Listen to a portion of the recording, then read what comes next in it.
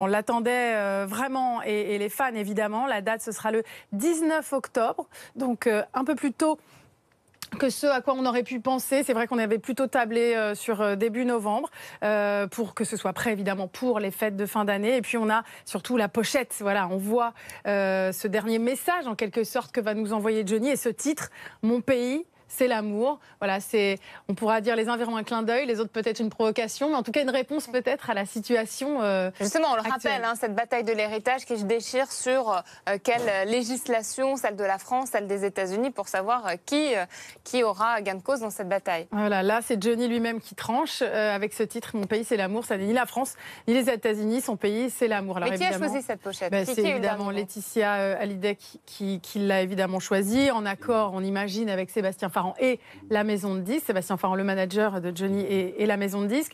Mais c'est sans doute la meilleure réponse à toute cette bataille, de dire ce disque-là doit être celui de la musique, ce que Johnny a voulu laisser, puisque c'est lui qui a validé ces 10 titres qu'il y aura sur cet album, dont la chanson Mon pays c'est l'amour, puisque Mon pays c'est l'amour, c'est aussi la chanson d'un de ces 10 titres.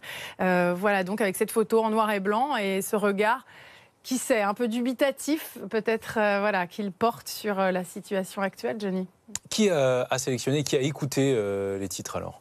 Jusqu'ici, qui a entendu les titres? Ouais. Eh bien, la maison de disques, bien sûr, tout son staff le plus rapproché, mais sinon, vraiment, ça se compte sur les doigts d'une main. C'est vraiment les 10 titres, en tout cas, je suis certaine que vraiment, ils sont extrêmement peu, et je peux vous dire que cet album est gardé très précieusement. On est en pleine guerre d'héritage, Candice, on le rappelle évidemment, même si tout le monde le sait. Oui. Est-ce que dans les deux clans, chacun a pu avoir ne serait-ce qu'un début de regard sur la fabrication de cet album? De regard, non. C'est vraiment Johnny qui a tout validé avec son équipe rapprochée de musiciens, dont Maxime Nucci, et puis évidemment Sébastien Farran et Laetitia Hallyday.